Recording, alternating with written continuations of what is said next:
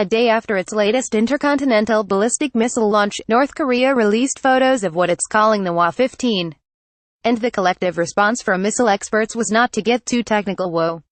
The missile and its launcher truck do, at first blush, appear to support North Korea's claim that this missile is much more technologically advanced than previous iterations.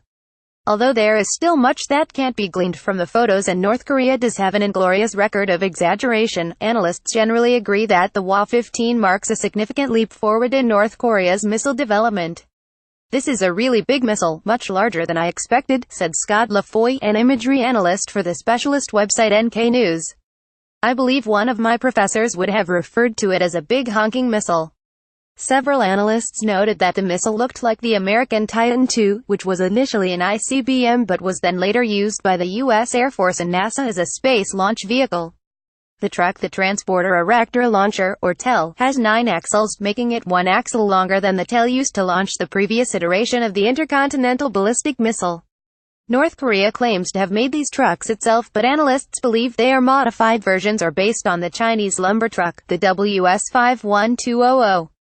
"We've seen heavy vehicle extensions before, but this would be a very large step forward for their heavy vehicles industry," said LaFoy, estimating that the truck was about twice as long as an American school bus. "We know that this is pretty difficult. It took China a while to figure this out. The nose cone of the Hwa-15 is much blunter than of the previous iteration, the Hwa-14. This is likely an effort to slow down the missile slightly as it screams through the atmosphere, which lowers the heat inside the missile and means that the warhead doesn't have to withstand quite as much variation in temperature during flight. This might be an effort to overcome issues with the re-entry vehicle, the part of the missile that protects the warhead during launch and brings it back into the Earth's atmosphere. This is one of the parts of the missile that North Korea has not yet proven it has mastered." The size of the nose cone and re-entry vehicle on the Hwa-15 supports North Korea's claim that the missile can carry a super-large heavy warhead. But experts think the missile tested this week was carrying a light, mock warhead.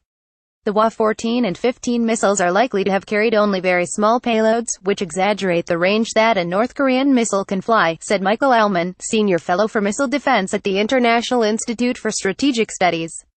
"Basically, the heavier the warhead, the shorter the distance it can travel. If the Hwa-15 was fitted with a half-ton payload and flown on a standard trajectory, it could probably fly about 5,300 miles, Ellman wrote for 38 North, a website devoted to North Korea, meaning that a 600 kilograms, 1,320-pound payload barely reaches Seattle. Still, with its publication of this huge re-entry vehicle, Kim's regime is clearly signaling that this is their ultimate goal. Engines. The first stage of the Hwa-15, the bottom part that propels it off the launcher, sometimes called the booster, has 2 engines. "We're trying to figure out what those may be and how powerful they are," said David Wright of the Union of Concerned Scientists. "But the second stage looks like it can carry more than twice as much propellant as the Hwa-14, since it is longer and has a larger diameter," Wright said. "The combination of those 2 things means it really is a new, more capable missile.